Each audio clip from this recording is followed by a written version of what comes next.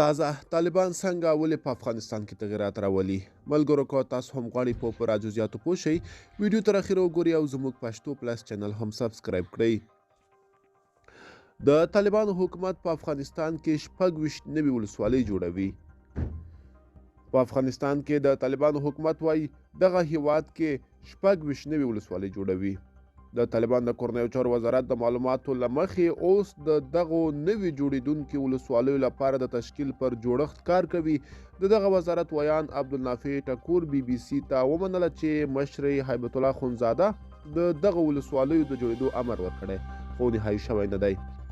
ښاغلي ټکور وایي دغه 26 ولسوالۍ په 12 بېلابېلو ولایتونو کې جوړیږي چې له هغې ډلې 15 داسې ولسوالۍ هم دي چې پخواني جمهوري دولت په تشکیل کې زیاتې کړې وې او ملکي تشکیل یې ورکړی و خو دوی نظامي تشکیل هم ورکړ. د ټکور په وینا چې د دې پریکړې په لاملونو کې د دغو ولسوالیو د مساحت او نفوس په ګډون د خلکو غوښتنې هم په پام کې نیول شوي دي. معلومه نه ده چې دا ولسوالۍ په کومو ولایتونو کې جوړیږي.